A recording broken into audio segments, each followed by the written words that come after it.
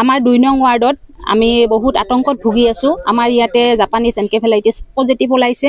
আজি এটা ডক্টৰৰ টিম আহিছিল, আমাৰ নামঘৰত সজাগতামূলক সভা এখন কৰিছে। তেওঁলোকে কৈছে পজিটিভ হোৱা বুলি। এনে যেনিবা আমি গম পাই আছিলো, কিন্তু তেওঁলোকৰ মুখেৰে আজি শুনিলো। গতিকে আমি বহুত মানে ভয়ত আছো, কাৰণ আমাৰ যিটো আমাৰ পৰিৱেশ খুব অস্বাস্থ্যকৰ পৰিৱেশ। ইয়াতে মানে আপোনালোকে ড্ৰেইনবিলাক দেখিছে কি অৱস্থা। আজি 15 চনৰ পৰা যেতিয়া ৰাস্তা হৈছিল তাৰ পিছৰ পৰাই নলা চাফা হোৱা নাই। চাফা যদিও হৈছে, তেওঁলোকে নলাৰ ওপৰতে বস্তুখিনি লেতেৰাখিনি উঠাই থৈ গুচি যায়, এইবিলাক লৈ নাযায়। আৰু বৰষুণ অহাৰ লগে লগে গোটেইখিনি আৰু নলাত পৰি যায়। গতিকে তেনেকুৱাকে কৰিলে নহ'ব। আৰু মানে সজাগতা সভাত তেওঁলোকে মানে কৈছে আমাৰ মানে যিখিনি ধোৱাৰ ব্যৱস্থা কৰিব লাগে, আমি যিখিনি মানে সদায় কৰি থাকোঁ সেইখিনি কৰিব লাগে। আৰু তেওঁলোকে যোৱাকালি সন্ধিয়া মেডিকেলৰ পৰা ফগিং কৰিছে আৰু স্প্ৰে কৰিব বুলি মিউনিচিপালিটি বৰ্ডৰ পৰা জনাইছে আমাক যে স্প্ৰে কৰিব। কিন্তু তেওঁলোকক জনোৱা মানে আমাৰ এই ড্ৰেইনটো যে চাফা কৰিব আহিব বুলি কৈছে।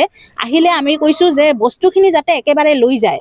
যদি লৈ নাযায়, আমাৰ ইয়াতে ড্ৰেইনটো আমি চাফা কৰিব নিদিওঁ।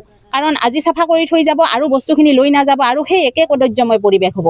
গতিকে এইখিনি কৰি আৰু লগতে আমি বহুত ভয়তো আছোঁ।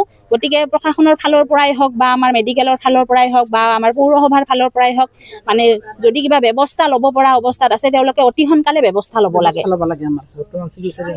চিকিৎসাধীন অৱস্থাত আছে, ICUৰ বৰপেটা মেডিকেলত আছে। ফকৰুদ্দিন আলী তেখেতৰ 62 5 তাৰিখে 70 বছৰ হ'ব। হয়।